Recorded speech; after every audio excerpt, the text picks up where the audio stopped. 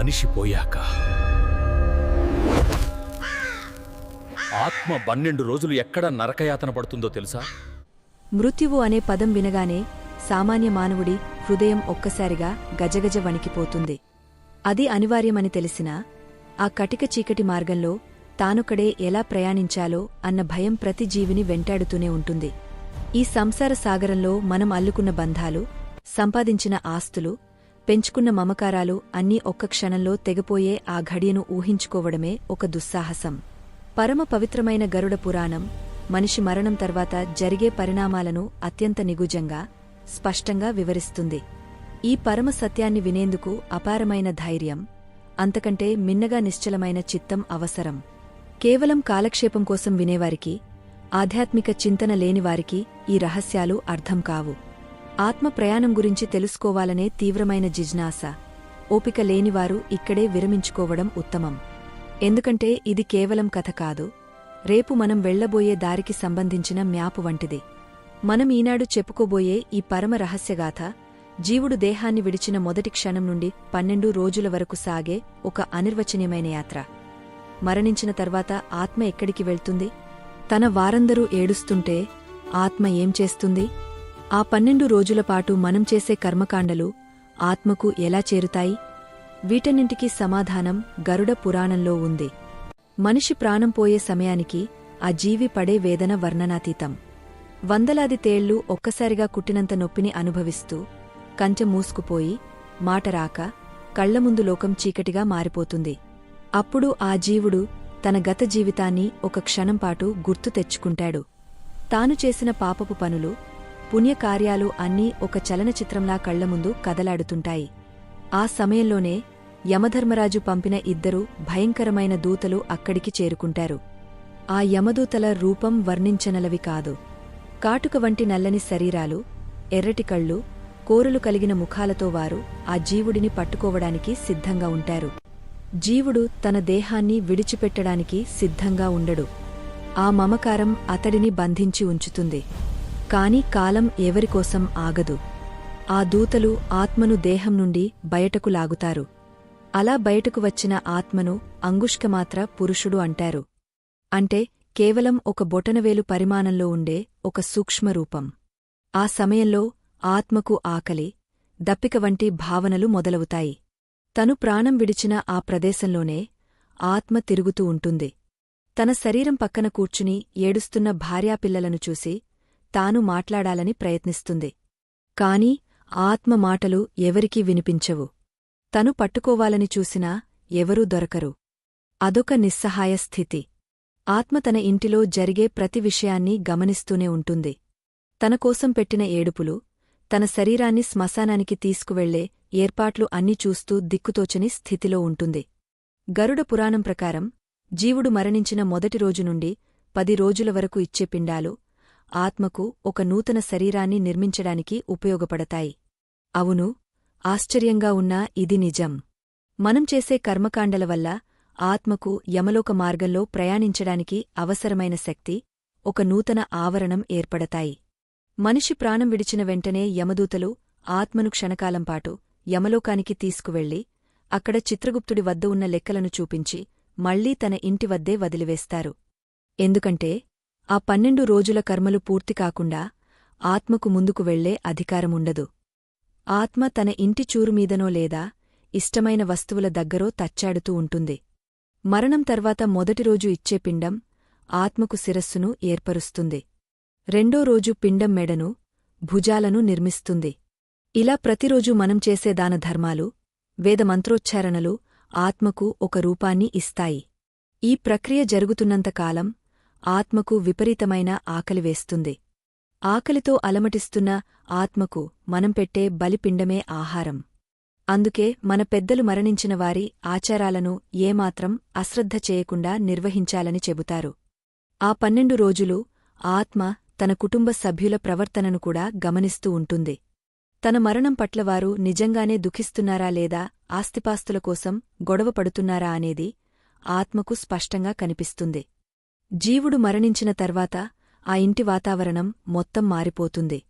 గరుడ పురాణం ప్రకారం ఆ 12 రోజులు ఆ ఇల్లు ఒక అపరిశుద్ధమైన ప్రదేశంగా పరిగణించబడుతుంది. ఎందుకంటే అక్కడ ఒక అశరీర జీవి సంచరిస్తూ ఉంటుంది. ఆత్మ తన ప్రయాణానికి సిద్ధపడాలి అంటే తన బంధువులు చేసే సపిండీకరణం అత్యంత కీలకం. మొదటి 10 రోజులు ఆత్మకు ఒక యాతనా శరీరం ఏర్పడుతుంది. ఈ శరీరం ద్వారానే ఆత్మ భవిష్యత్తులో యమలోక మార్గంలోని ఇబ్బందులను ఎదుర్కోవాల్సి ఉంటుంది. మన పురాణాలు చెబుతున్న ఈ విషయాలు కేవలం మూఢనమ్మకాలు కావు. ప్రతి ఆచారం వెనుక ఒక శాస్త్రీయమైన, ఆధ్యాత్మికమైన కోణం దాగవుంది.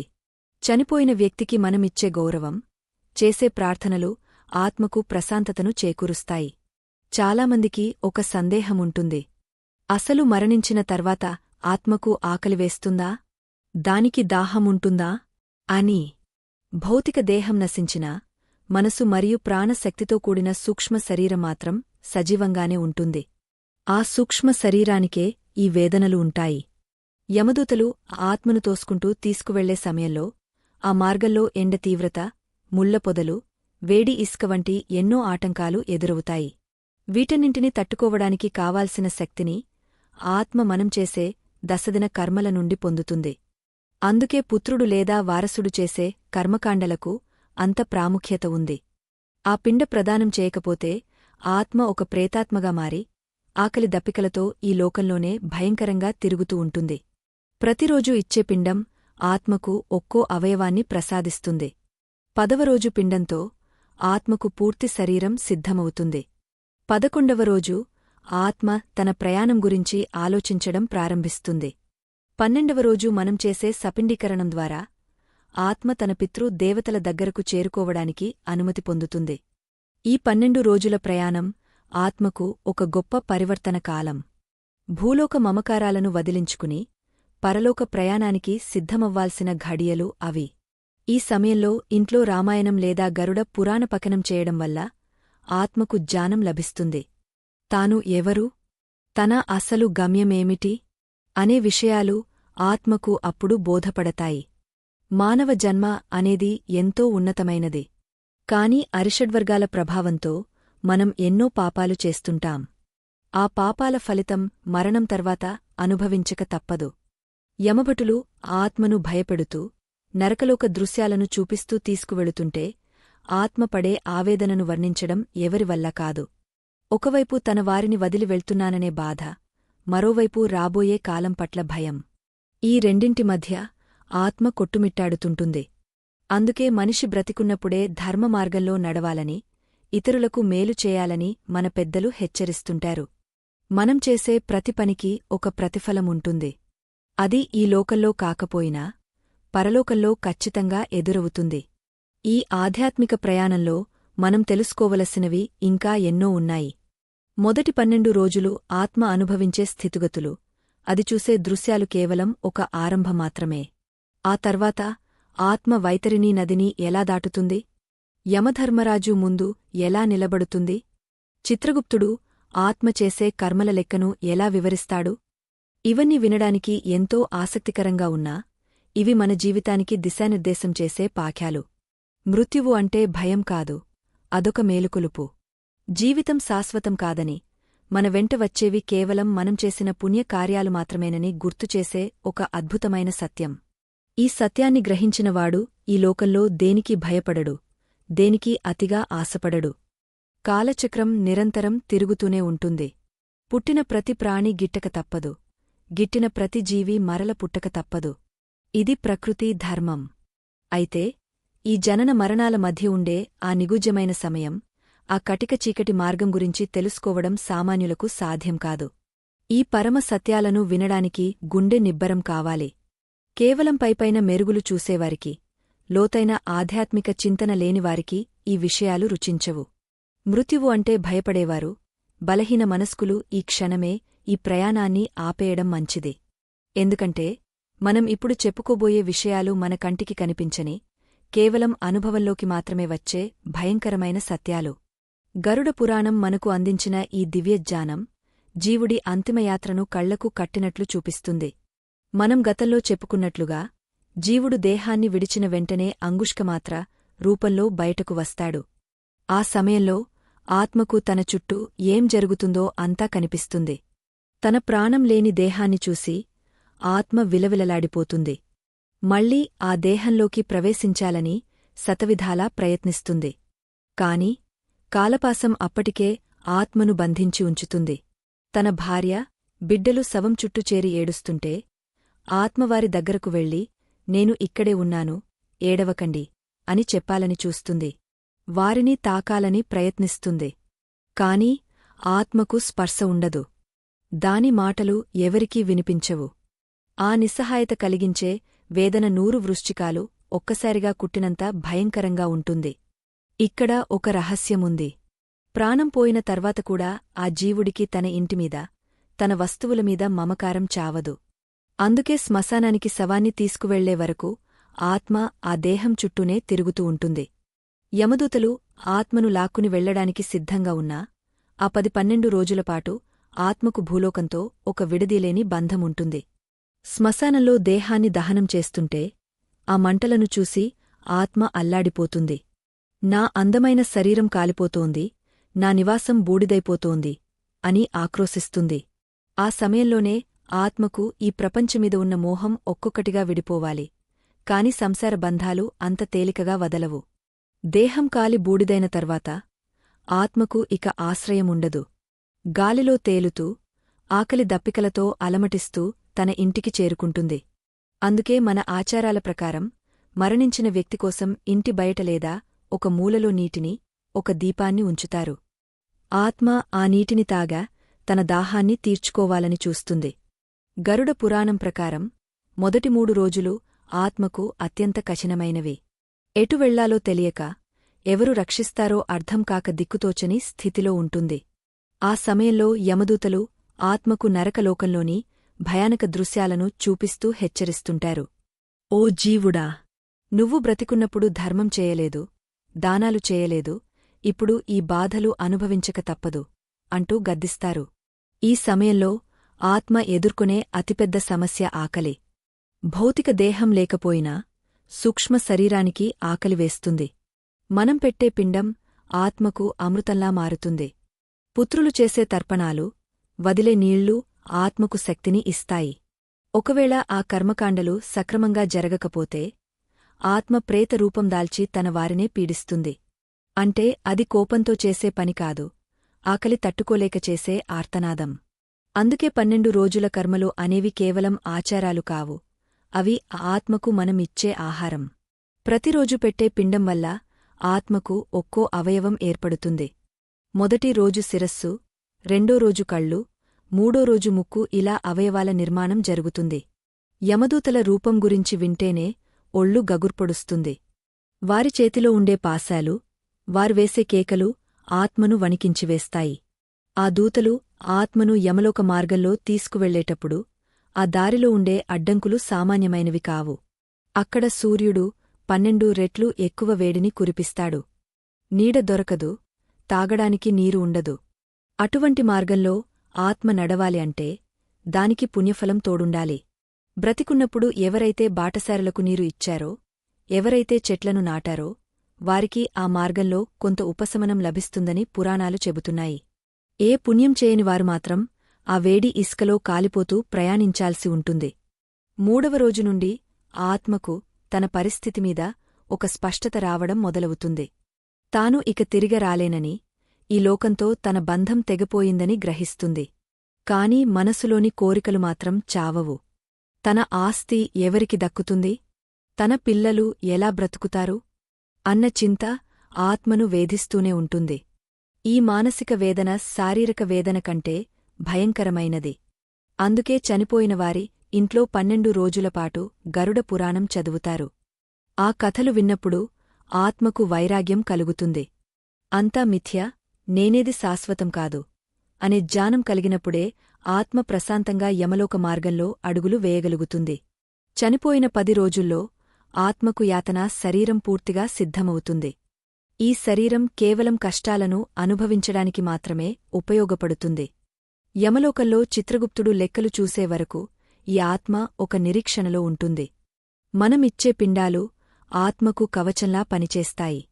ఒకవేళ ఆ పిండ ప్రదానం చేసే వ్యక్తి శ్రద్ధ లేకుండా చేస్తే ఆ ఫలితం ఆత్మకు దక్కదు. అందుకే కర్మకాండలు చేసేటప్పుడు మనసుని నిశ్చలంగా ఉంచుకుని మరణించిన వ్యక్తి పట్ల కృతజ్ఞతా భావంతో చేయాలి. మన పూర్వీకులు ఏర్పరిచిన ప్రతి నియమం వెనుక ఒక గొప్ప ఉద్దేశ్యముంది. ఆత్మ తన ప్రయాణాన్ని సుగమం చేసుకోవడానికి ఈ 12 రోజులు ఒక పునాది వంటివి. ప్రకృతిలో ప్రతిదీ ఒక క్రమపద్ధతిలో జరుగుతుంది. పగలు తర్వాత రాత్రి, వసంతం తర్వాత గ్రీష్మం ఎలా వస్తాయో, మరణం తర్వాత ఈ ఆత్మ ప్రయాణం కూడా అలాగే సాగుతుంది. ఇది ఎవరూ తప్పించలేని సత్యం. యమధర్మరాజు అత్యంత కరుణామయుడు మరియు అత్యంత కఠినమైనవాడు. ధర్మం తప్పని వారికి ఆయన తండ్రిలా కనిపిస్తాడు, పాపులకు కాలేముడిలా కనిపిస్తాడు. ఈ ప్రయాణంలో ఆత్మ ఎదుర్కొనే తదుపరి ఘట్టాలు మరింత ఉత్కంఠభరితంగా ఉంటాయి. వైతరిణీ నది తీరం, అక్కడ ఉండే భయానక జీవులు, ఆ నదిని దాటడానికి కావాల్సిన గోదానం విశిష్టత ఇవన్నీ జీవుడి భవిష్యత్తును నిర్ణయిస్తాయి. మరణం అనేది ఒక ముగింపు కాదు, అది ఒక సుదీర్ఘ ప్రయాణానికి ఆరంభం మాత్రమే. ఈ లోకంలో మనం సంపాదించిన ఏదీ మన వెంట రాదు. కేవలం మనం చేసిన కర్మలు మాత్రమే మనల్ని నీడలా వెంటాడుతాయి. ఆ కర్మల భారంతోనే ఆత్మ యమలోకానికి చేరుకుంటుంది. దారిలో ఎదురయ్యే అగ్నిపర్వతాలు, రక్తం ప్రవహించే నదులు, భయంకరమైన అడవులు అన్నీ మన పాపపుణ్యాల ప్రతిరూపాలే. ఈ సత్యాలను గ్రహించి ఇప్పటికైనా మనిషి తన జీవన శైలిని మార్చుకోవాలి. పరమాత్మ చింతనతో, పరోపకార బుద్ధితో బ్రతికినవాడు మరణానంతర ప్రయాణాన్ని చూసి భయపడాల్సిన అవసరముండదు. ఈ యాత్రలో మనం తెలుసుకోవాల్సిన అద్భుతాలు ఇంకా ఎన్నో మున్ముందు వేచి ఉన్నాయి. మృత్యువు అనేది ఒక సామాన్యమైన ముగింపు కాదు, అది అనంతమైన కాలగమనంలో జీవుడు మార్చుకునే ఒక పాత వస్త్రం వంటిది. అయితే ఆ వస్త్రాన్ని విడిచిపెట్టిన తర్వాత కొత్త రూపాన్ని ధరించే వరకు సాగే ఆ 12 రోజుల ప్రయాణం అత్యంత కఠినమైనది, క్లిష్టమైనది. ఈ పరమ సత్యాలను వినడానికి చిత్తశుద్ధి, గుండె నిబ్బరం ఎంతో అవసరం. లోకసంబంధమైన ఆలోచనలతో, చపల చిత్తంతో ఉండేవారు ఈ రహస్యాలను జీర్ణించుకోలేరు. కేవలం వినోదం కోసం కాకుండా జీవిత పరమార్థాన్ని తెలుసుకోవాలనే తపన ఉన్నవారు మాత్రమే ఈ ప్రయాణంలో ముందుకు సాగాలి. ఓపిక లేనివారు, మృత్యువు పట్ల కేవలం భయాన్ని మాత్రమే కలిగి ఉండేవారు ఇక్కడే ఆగపోవడం శ్రేయస్కరం. ఎందుకంటే మనమిప్పుడు తెలుసుకోబోయే విషయాలు జీవుడి ఆకలిని, ఆవేదనను మరియు ధర్మసూత్రాలను కళ్లకు కట్టినట్లు వివరిస్తాయి. గరుడ పురాణం ప్రకారం మరణించిన 4వ రోజు నుండి 6వ రోజు వరకు ఆత్మ ఎదుర్కొనే పరిస్థితులు మరింత దయనీయంగా ఉంటాయి. మొదటి 3 రోజుల్లో శిరస్సు, మెడ, భుజాలు ఏర్పడిన తర్వాత 4వ రోజు మనం పెట్టే పిండం ద్వారా ఆ జీవుడికి హృదయం, రొమ్ము భాగం ఏర్పడతాయి. 5వ రోజున నాభిస్థానం, 6వ రోజున గుహ్యభాగాలు మరియు వెన్నుపూస తయారవుతాయి. ఈ ప్రక్రియ జరుగుతున్నప్పుడు ఆ జీవుడు తన ఇంటి పరిసరాల్లోనే సంచరిస్తూ ఉంటాడు. తనకి ఇష్టమైన వస్తువులను చూసి, తన భార్యాపిల్లలను చూసి కన్నీరు మున్నీరవుతాడు. తాను సంపాదించిన ధనం, తాను కట్టుకున్న మేడ మిగిలిపోయాయి కాని తాను మాత్రం వెళ్ళిపోవాల్సి వస్తోంది అన్న పశ్చాత్తాపం అతడిని వెంటాడుతూ ఉంటుంది. ఆ సమయంలో ఆత్మకు విపరీతమైన ఆకలి వేస్తుంది. ఆకలి ఎంత తీవ్రంగా ఉంటుందంటే వేల సంవత్సరాలు ఆహారం లేనివాడు పడే వేదన అంతా ఆ క్షణంలోనే అనుభవిస్తాడు. మనం పెట్టే పిండం ఆ సూక్ష్మ శరీరానికి మాత్రమే అందుతుంది. ఒకవేళ ఆ పిండ ప్రదానం సక్రమంగా జరగకపోతే ఆత్మ ఆకలితో అల్లాడుతూ ఆ ఇంటి గోడలమీద, చూరుమీద కూర్చుని తన వారిని శపిస్తుంది. అందుకే శ్రాద్ధ కర్మలు చేసేటప్పుడు అత్యంత భక్తి శ్రద్ధలతో, నియమ నిబద్ధతలతో చేయాలి. ఆ సమయంలో వదిలే తిలోదకాలు, నువ్వులు మరియు నీరు ఆత్మకు దాహాన్ని తీర్చి ప్రయాణానికి అవసరమైన శక్తిని ఇస్తాయి. ఈ 6 రోజుల కాలంలో యమదూతలు ఆత్మను వదిలిపెట్టరు. వారు నిరంతరం ఆత్మను హెచ్చరిస్తూనే ఉంటారు. ఓరీ జీవుడా! నువ్వు జీవించి ఉన్నప్పుడు దేవతా పూజలు చేయలేదు, అతిథులకు భోజనం పెట్టలేదు, కేవలం నీ సుఖం కోసమే బ్రతికావు. ఇప్పుడు ఈ యాతనలు అనుభవించక తప్పదు అంటూ భయపెడతారు. ఆ మాటలు విన్నా ఆత్మ తల్లడిల్లిపోతుంది. తాను చేసిన చిన్న చిన్న తప్పులు కూడా అప్పుడు కొండంతలై కనిపిస్తాయి. ధర్మరాజు కొలువులో జరిగే విచారణకు ఇది ఒక సన్నాహక సమయం. ఈ లోకంలో మనం చేసే ప్రతి కర్మ మన ప్రమేయం లేకుండానే మనల్ని యమలోక మార్గంలో వెంటాడుతుంటుంది. ఆత్మ తన పుత్రులు చేసే కార్యాలను నిశితంగా గమనిస్తుంది. కొడుకు చేసే ప్రతి పిండ ప్రదానం ఆత్మకు ఒక అమృత బిందువులా అనిపిస్తుంది. ఒకవేళ కొడుకు శ్రద్ధ లేకుండా కేవలం తూతుమంత్రంగా పనులు చేస్తుంటే ఆత్మ తీవ్రమైన నిరాశకు లోనవుతుంది. ఈ ప్రపంచంలో బంధాలు అన్నీ స్వార్థపూరితమైనవని ఆ క్షణంలో ఆ జీవుడికి అర్థమవుతుంది. ఆ 12 రోజుల ప్రయాణంలో ఆత్మకు కలిగే జ్ఞానోదయం మరే ఇతర కాలంలోనూ కలగదు. వైరాగ్యం అనేది మనిషికి చావు దగ్గర పడినప్పుడు లేదా మరణించిన తర్వాత మాత్రమే పరిపూర్ణంగా కలుగుతుంది. అందుకే ఈ కర్మకాండల సమయంలో ఇంట్లో పురాణ పఠనం చేయడం ద్వారా ఆత్మకు కొంత ఉపశమనం లభిస్తుంది.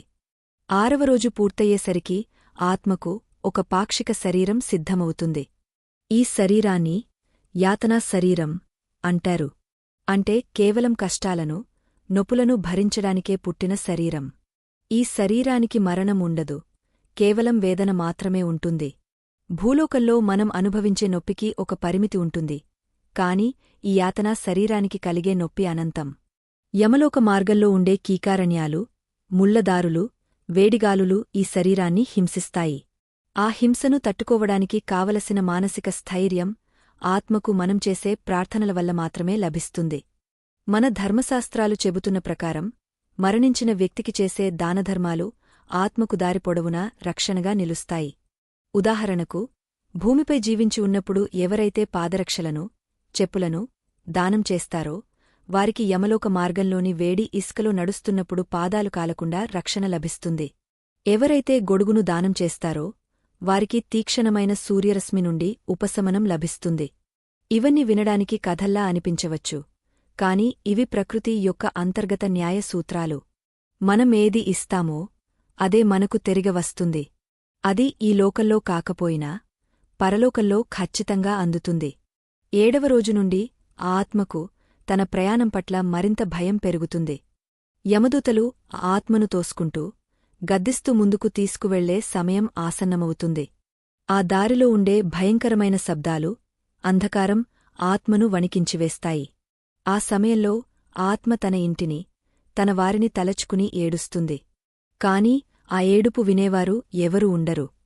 కేవలం తాను చేసిన పుణ్యకర్మలు మాత్రమే ఆ చీకటిలో చిన్న దీపాల్లా కనిపిస్తాయి. అందుకే మనిషి తన జీవితకాలంలో కనీసం ఒక్కరికైనా మేలు చేయాలని, ఆ పుణ్యమే తనను ఆఖరి గడియలో కాపాడుతుందని పెద్దలు చెబుతుంటారు. ఈ 12 రోజుల ప్రక్రియలో బంధుమిత్రుల ప్రవర్తన కూడా ఆత్మకు కనిపిస్తుంది. కొందరు కేవలం భోజనాల కోసం, మరికొందరు ఆస్తి పంపకాల కోసం గొడవ పడుతుంటే ఆత్మ మమకారంతో అల్లాడిపోతుంది. నేను వీరికోసమా ఇంత కష్టపడింది అనే ప్రశ్న ఆత్మను వేధిస్తుంది. ఈ క్రమంలోనే ఆత్మకు భూలోక బంధాలమీద ఉన్న ఆశ క్రమక్రమంగా తగ్గిపోతుంది. ఇది ఒక రకమైన విముక్తి ప్రక్రియ.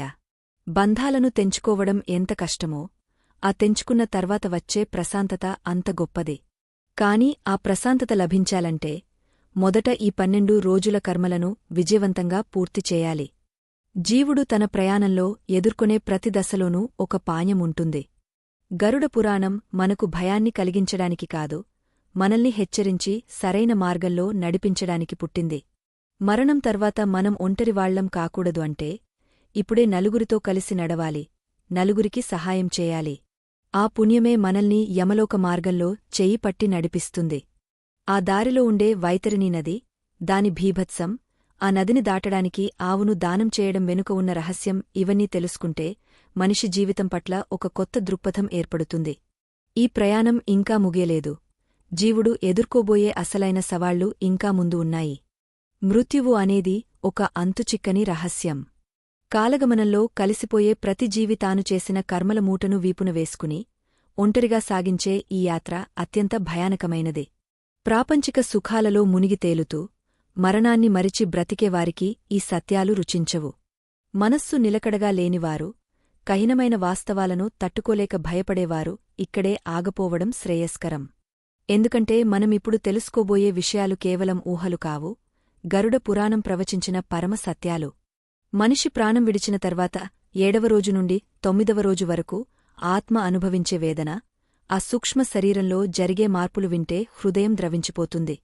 మన ఆచారాల వెనుక ఉన్న పరమార్థం ఏమిటో గ్రహించినప్పుడే ఈ జీవితం పట్ల ఒక స్పష్టమైన అవగాహన కలుగుతుంది.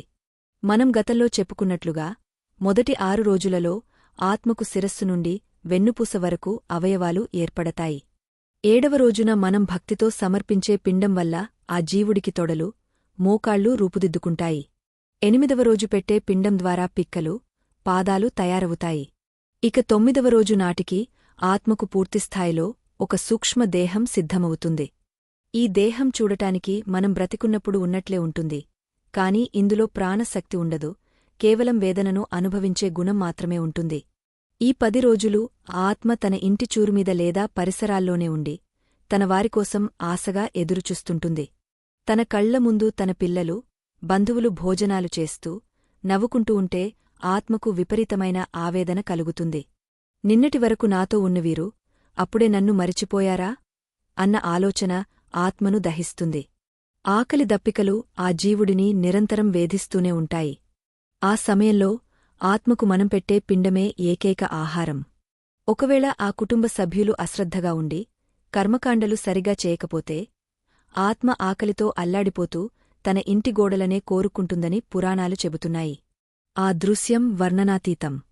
యమదూతలు ఆత్మను ఒక్క క్షణం కూడా వదలరు. వారు ఆ ఆత్మను బెదిరిస్తూ యమలోక మార్గంలోని భయానక దృశ్యాలను వివరిస్తుంటారు. ఆ దారిలో ఉండే అగ్నిజ్వాలలు, రక్తం ప్రవహించే నదులు, భయంకరమైన జంతువుల గురించి వింటుంటే ఆత్మ వణికిపోతుంది. 9వ రోజు పూర్తయ్యేసరికి ఆత్మకు తన భూలోక బంధం తెగపోవడానికి సిద్ధంగా ఉంటుంది. తాను ఇక ఈ ఇంటికి పరాయివాడినని, తన దారి వేరని గ్రహించడం ప్రారంభిస్తుంది. ఈ సమయంలోనే ఆత్మకు వైతరిణీ నది అనే పేరు వినబడుతుంది. యమలోకానికి వెళ్లే దారిలో ఈ నది ఒక పెద్ద అడ్డంకి. 100 యోజనాల వెడల్పు ఉండే ఆ నదిలో నీరు ఉండదు. కేవలం రక్తం, చీము, ఎముకలు, వెంట్రుకలు మాత్రమే ప్రవహిస్తుంటాయి. ఆ నదిని చూడగానే పాపాత్ములైన జీవులు భయంతో కేకలు వేస్తారు. ఆ నదిలో ఉండే మొసళ్ళు, భయంకరమైన పక్షులు ఆ జీవుడిని పొడుచుకు తింటాయి. ఈ నదిని దాటడం సామాన్య మానవుడికి సాధ్యం కాదు. కాని ఇక్కడే మన పెద్దలు చెప్పిన ఒక గొప్ప రహస్యం దాగ ఉంది. జీవించి ఉన్నప్పుడు ఎవరైతే భక్తితో గోదానం చేస్తారో వారు ఆ వైతరిణీ నదిని సునాయాసంగా దాటగలరు. ఆవు తోకను పట్టుకుని ఆత్మ ఆ భయంకరమైన నదిని దాటుతుందని గరుడ పురాణం చెబుతోంది. మనం చేసే దానధర్మాలు మనల్ని ఎలా రక్షిస్తాయో చెప్పడానికి ఇదొక నిదర్శనం. ఆ గోవు ఆ ఆత్మకు ఒక రక్షణ కవచంలా మారి ఆపద నుండి గట్టెక్కిస్తుంది. దానాలు చేయనివారు మాత్రం ఆ నదిలో పడి అంతులేని వేదనను అనుభవిస్తూ ఈదుకుంటూ వెళ్లాల్సి ఉంటుంది. ఈ సత్యాన్ని గ్రహించినవాడు తన సంపాదనలో కొంతైనా ఇతరులకు మేలు చేయడానికి ఉపయోగస్తాడు. ఎందుకంటే మనం తీసుకువెళ్లేది కేవలం మనం చేసిన పుణ్యమే. ఈ 10 రోజుల్లో ఆత్మ తన గత జన్మల పాపాలను కూడా గుర్తు తెచ్చుకుంటుంది. తాను చేసిన అన్యాయాలు, మోసాలు అన్నీ కళ్లముందు కదలాడుతుంటాయి. ఆ సమయంలో పశ్చాత్తాపం కలిగినా ప్రయోజనముండదు. యమదూతలు ఆ ఆత్మను తోసుకుంటూ, నడువుము జీవుడా, నీ పాప ఫలితాన్ని అనుభవించే సమయం ఆసన్నమైంది అని గద్దిస్తుంటారు. ఆ కేకలు ఆత్మ గుండెల్లో పిడుగుల్లా పడతాయి. తన వారిని పిలవాలని చూస్తుంది, కాని తన గొంతు పెగలదు. ఆ నిస్సహాయత, ఆ ఒంటరితనం జీవుడికి అతి పెద్ద శిక్ష. మనం బ్రతికున్నప్పుడు ఎంతోమంది చుట్టూ ఉన్నారని గర్వపడతాం, కాని ఆ చివరి ప్రయాణంలో మనం తలవంచుకుని ఒంటరిగానే సాగాలి. గరుడ పురాణం కేవలం భయపెట్టే గ్రంథం కాదు, అది మనిషిని సరైన మార్గంలో పెట్టే ఒక మార్గదర్శి. ఈ 9 రోజుల్లో ఆత్మకు కలిగే అనుభవాలు మనల్ని మేల్కొల్పాలి. మనం చేసే ప్రతి పిండ ప్రదానం వెనుక ఒక శాస్త్రీయ కారణముంది. ఆ పిండం ఆ సూక్ష్మ శరీరానికి కావలసిన శక్తిని అందిస్తుంది. 10వ రోజున చేసే కర్మ అత్యంత ప్రధానమైనది. ఆ రోజున ఆత్మకు సంపూర్ణమైన తృప్తి కలగాలి. లేదంటే ఆత్మ యమలోక ప్రయాణాన్ని ప్రారంభించలేదు. ఆత్మ తృప్తి చెందకుండా వెళితే ఆ కుటుంబంలో ఎప్పుడూ ఏదో ఒక అశాంతి, అనారోగ్యాలు వెంటాడుతూనే ఉంటాయి. అందుకే పెద్దల ఆచారాలను గౌరవించడం మన కనీస ధర్మం.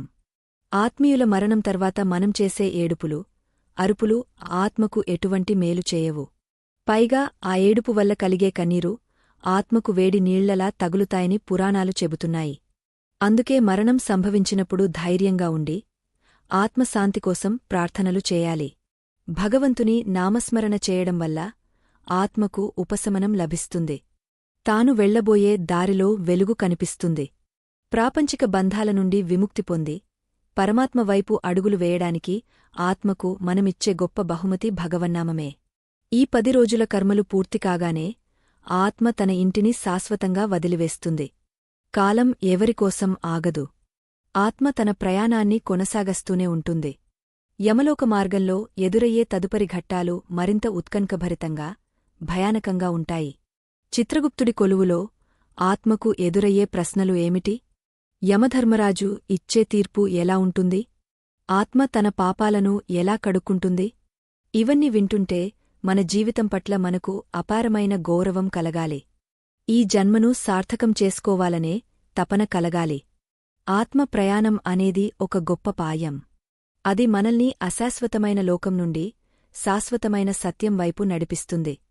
ఆ దారిలో మనం నేర్చుకోవాల్సినవి ఇంకా ఎన్నో ఉన్నాయి. కాలచక్రం తన ప్రయాణాన్ని ఎప్పుడూ ఆపదు. అది నిరంతరం సాగుతూనే ఉంటుంది. ఈ అనంతమైన కాల ప్రవాహంలో మనిషి జీవితం ఒక నీటి బుడగ వంటిది. పుట్టిన ప్రతి ప్రాణి ఏదో ఒకరోజు మృత్యువు ఒడిలోకి చేరుకోవాల్సిందే. అయితే మరణం తర్వాత జరిగే ఆ 12 రోజుల ప్రయాణం గురించి తెలుసుకోవడం వల్ల మనిషిలో ఉన్న అహంకారం నశిస్తుంది. ఈ పరమ సత్యాలను వినడానికి అపారమైన ధైర్యముండాలి. కేవలం పైపైన మెరుగులు చూసేవారికి, ఆధ్యాత్మిక చింతన లేనివారికి ఈ రహస్యాలు భయాన్ని కలిగస్తాయి. ఓపిక లేనివారు, సత్యాన్ని అంగీకరించలేనివారు ఇప్పుడే విరమించుకోవచ్చు. ఎందుకంటే మనమిప్పుడు తెలుసుకోబోయే విషయాలు జీవుడి ఆఖరి బంధం తెగపోయే ఘడియలను, ఆత్మ పడే వేదనను కళ్లకు కట్టినట్లు వివరిస్తాయి. మరణించిన 10 రోజులు పూర్తికాగానే ఆత్మకు ఒక సంపూర్ణమైన యాతన శరీరం సిద్ధమవుతుంది. మొదటి రోజు నుండి మనం పెట్టిన పిండాల వల్ల శిరస్సు నుండి పాదాల వరకు అవయవాలు రూపుదిద్దుకుంటాయి. 10వ రోజున ఇచ్చే పిండం ఆత్మకు సంపూర్ణమైన ఆకలిని, తృప్తిని కలిగిస్తుంది. ఆ రోజున ఆత్మ తన ఇంటి చూరుమీద కూర్చుని తనవారు చేసే కార్యాలను నిశితంగా గమనిస్తుంది. ఆ రోజున పుత్రులు, బంధువులు చేసే తలనీలాల సమర్పణ ఆత్మకు ఒక రకమైన విముక్తిని కలిగిస్తుంది. తనకోసం తనవారు పడుతున్న బాధను చూసి ఆత్మ కరిగిపోతుంది. కాని మరుక్షణమే తన ప్రయాణం గురించి గుర్తుకు వచ్చి భయంతో వణికిపోతుంది. పడవ రోజున ఇచ్చే పిండం అత్యంత కీలకమైనది. దీనిని దశమదిన కర్మ అంటారు. ఈ రోజున పెట్టే ఆహారం ఆత్మకు యమలోక మార్గంలో ప్రయాణించడానికి కావలసిన శక్తిని ఇస్తుంది.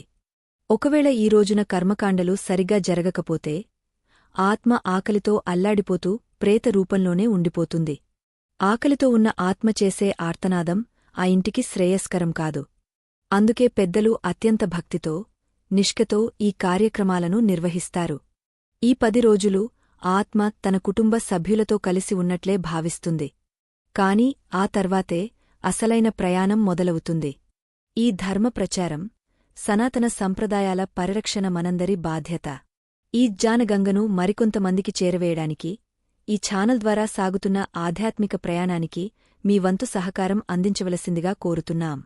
ఇక్కడ కనిపిస్తున్న చిత్ర సంకేతం, స్కానర్ ద్వారా మీరు అందించే ప్రతి చిరుకానుక కూడా ధర్మరక్షణకు, మరిన్ని ఇటువంటి అద్భుతమైన విషయాలను మీ ముందుకు తీసుకురావడానికి ఎంతో తోడ్పడుతుంది. మీ ఆర్థిక మద్దతు కేవలం ఒక విరాళం కాదు, అది మన సంస్కృతిని కాపాడుకోవడానికి మీరు వేసే ఒక బలమైన అడుగు. ఈ పుణ్యకార్యంలో భాగస్వాములు కావాలని మనస్ఫూర్తిగా ఆకాంక్షిస్తున్నాం. 11వ రోజున ఆత్మకు తన గమ్యం పట్ల ఒక స్పష్టత వస్తుంది. ఆ రోజున చేసే ఏకోద్దిష్ట శ్రాద్ధం ఆత్మకు అత్యంత ప్రీతికరమైనది. ఈ కర్మ వల్ల ఆత్మకు ప్రేతత్వం వదిలిపోయి పితృదేవతల చెంతకు చేరడానికి అర్హత లభిస్తుంది. ఈ సమయంలో ఆత్మకు విపరీతమైన దాహం వేస్తుంది. మనం వదిలే తిలోదకాలు ఆత్మకు అమృతంలా తగులుతాయి. గరుడ పురాణం ప్రకారం 11వ రోజున చేసే దానధర్మాలు ఆత్మకు దారి పొడవునా రక్షణగా నిలుస్తాయి. వస్త్రదానం, అన్నదానం చేయడం వల్ల ఆత్మకు యమలోక మార్గంలో ఎండ తీవ్రత నుండి ఉపశమనం లభిస్తుంది. 11వ రోజు రాత్రి ఆత్మ తన ఇంటిని ఆఖరిసారిగా చుట్టివస్తుంది. తాను పడుకున్న మంచం, తాను వాడిన వస్తువులు, తన ప్రియమైన వ్యక్తులను చూసి కన్నీరు మున్నీరవుతుంది. ఇక నేను ఈ లోకానికి పరాయివాడిని, నా వారందరూ నన్ను శాశ్వతంగా పంపించేస్తున్నారు అన్న నిశ్చయానికి ఆత్మ వస్తుంది. ఆ సమయంలో ఆత్మకు కలిగే వైరాగ్యం మాటల్లో చెప్పలేనిదే. ఈ ప్రపంచంలో ఏదీ శాశ్వతం కాదని, మన వెంట వచ్చేవి కేవలం మనం చేసిన పుణ్యకార్యాలు మాత్రమేనని ఆత్మకు అప్పుడు బోధపడుతుంది. అందుకే మనిషి బ్రతికున్నప్పుడే పరమాత్మ చింతనలో ఉండాలని పెద్దలు చెబుతుంటారు. యమదూతలు ఆత్మను 12వ రోజున తీసుకువెళ్లడానికి సిద్ధంగా ఉంటారు. వారి చేతుల్లో ఉండే పాశాలు, భయంకరమైన ఆయుధాలు చూసి ఆత్మ భయంతో గడగడలాడుతుంది. ఆ సమయంలో ఆత్మకు మనం చేసే వేద మంత్రోచ్చారణలు ఒక కవచంలా పనిచేస్తాయి.